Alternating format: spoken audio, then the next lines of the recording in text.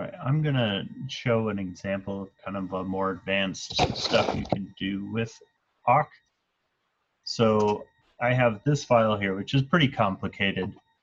It's essentially a gene and then a bed region here, and then also a distance to that gene. So I'm going to show you how you can take this file and split it into two bed files, one that's for promoters and one that is for distal regions. So this is so we're going to say awk. We're going to split this on tabs because we don't want to split it on spaces. And then, yeah, this is a challenging example. So we don't want the first line. So we're going to say, as long as the record number is greater than 1, and we're going to say, okay, we're going to put our second part, which is this here. We're going to remove all the parentheses from it. So G sub is the thing you use to remove parentheses. We can say forward or reverse parentheses. So anything in square brackets, it's regex for either of those, and we're going to replace them with nothing. So this is going to get rid of our parentheses around our stuff. And then also we're saying G sub it for $2. And then just to show you what this did, I'm just going to do this for the first 3 lines. So if the line is greater than 1 and less than 3. So got to also give it a file name.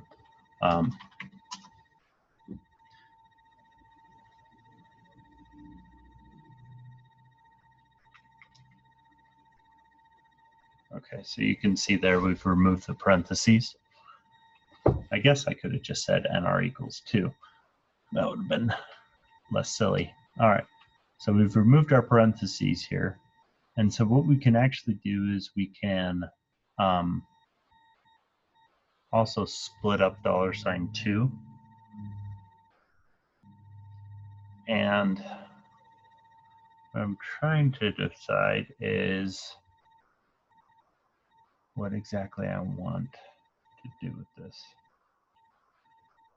So we're gonna split up $2. So now I'm gonna show you another feature, another function in awk, which is called split. Say $2. You got to put it into what's called an array, and I always just call my arrays A because I'm lazy. And then you got to tell it what you want to split it by. So in this case, we're splitting it by a comma. And so we can say, to show you what's going on, we can say for x in A. So this goes through all the positions of array A. We can say print x, so we print the position number and what's there. Okay, so we've split it this way, and now we've got our position and its distance, okay? So we're actually like 95% of the way there now. So the last thing that we're going to do here is we're going to take, okay, so we'll say for x and A, we're going to split that again by white space. So we're going to say split AX. I'll explain what's going on with this AX here in a moment, but we're splitting AX. So this is X, so this is the key of the array. And if you put that key into array X, you get the value. So AX is that value there. So we're splitting AX by white space, or into we'll call the array B, and we're splitting it by a space. And so now we should say for y and b, print by. So we're doing the same thing, and I'm just using the variable y since we were already using the variable x there. So here you can see now we've got it split down into two pieces. So we've got it essentially where we want it to be. So now what we're going to do is rather than just printing it out, we'll say if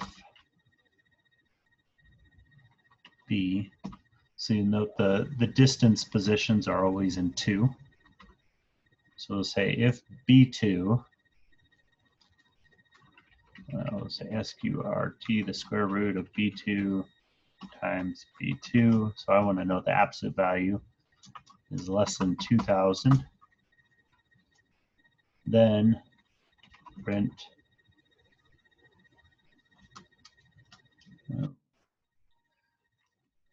got to do one thing here. We'll say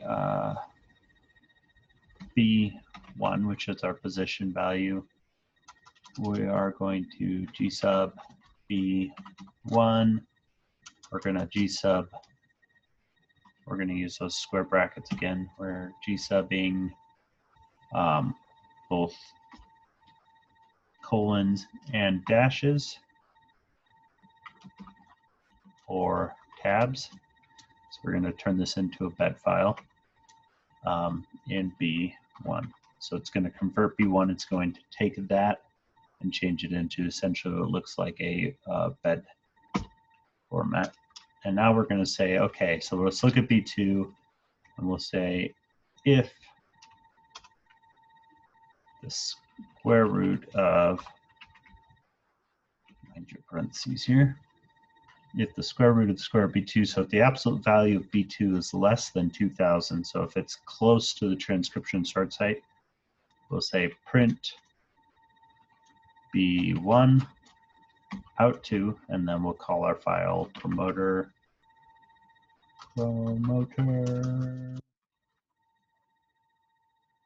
text, and then if it's not there, we can say else print b1 out to distal.text. Okay. So it's like, no. Let's see what's wrong here.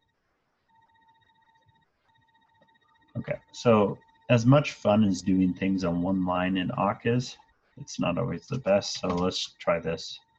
I'll show you some formatting stuff and it'll make this program make a little more sense.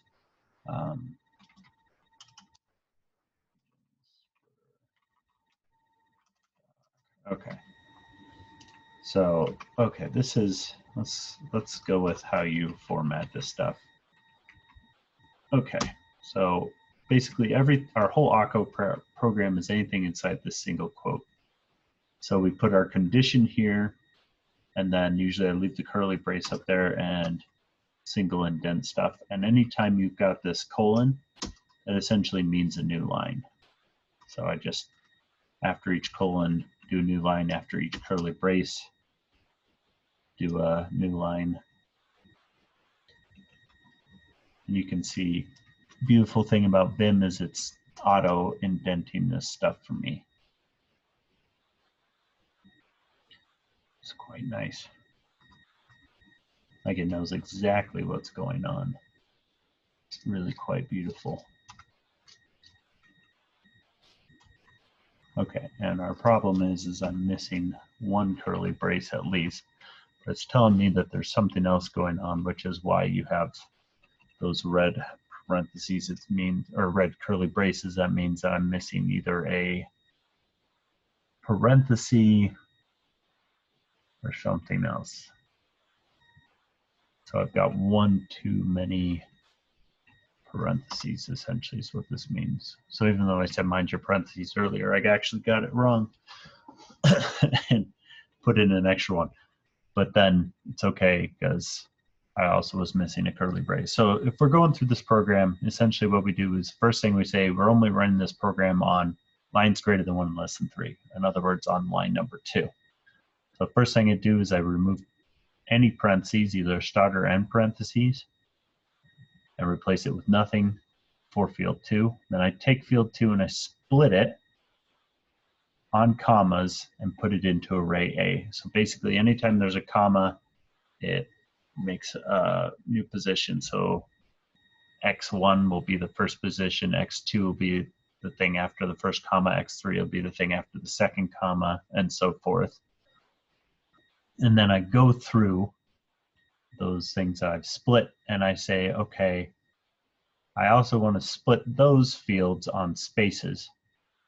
So everything before the first space is in B1, anything after the first space is in B2.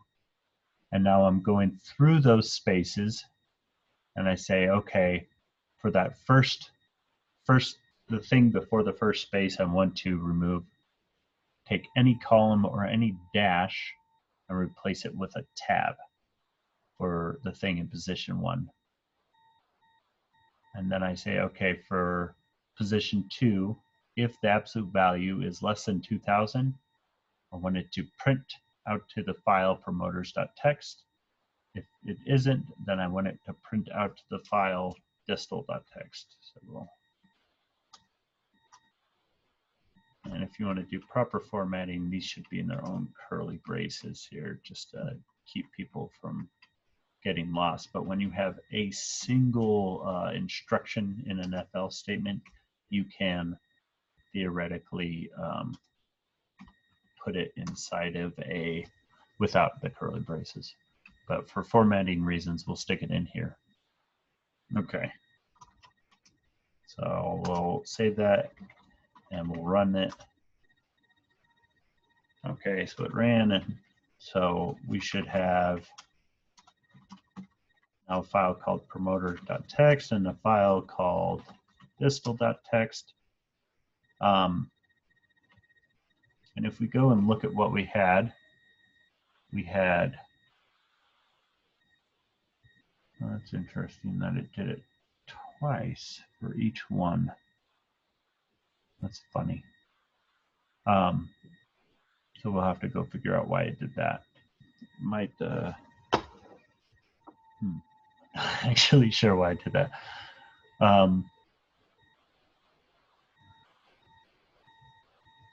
Interesting. Okay, so let's go back and look at the program here. Yeah, bang it. Okay, so if we're looking at the program, okay. So the problem is that we're going through B and we shouldn't be. So basically it went to position B1 and ran the program, and then it went to position B2 and ran the program. And that's stupid. We don't actually need to do that. So we can get rid of this whole for statement and move everything out.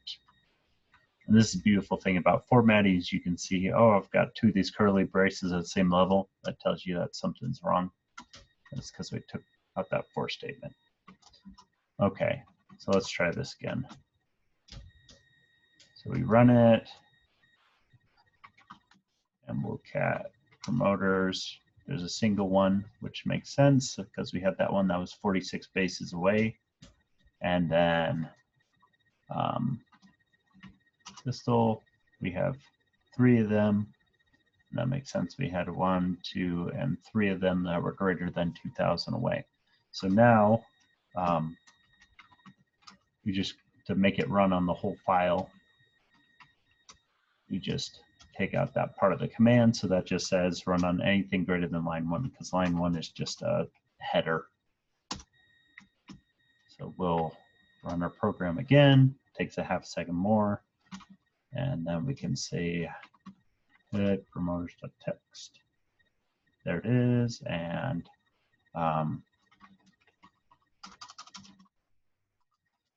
if we're thinking logically, we'd expect there'd be a lot more distal things. Let's see. Yep, and that. So everything kind of makes sense. This is H3K27.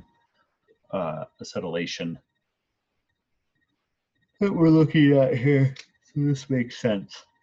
So that's just kind of a tutorial that shows you just the power of Occ to take a very complex file. Again, we're going from this file right here to take this very complex file and to split it into more manageable files that we can work with. I hope that wasn't too confusing. I did use the functions gsub and split in there, which I haven't talked about before, but hopefully that made sense. I should do an entire video on regular expressions, which is what that little replacing anything in here with something else was, anything inside the square braces. Regular expressions are very useful for parsing files. Anyways, hope this is useful. Enjoy.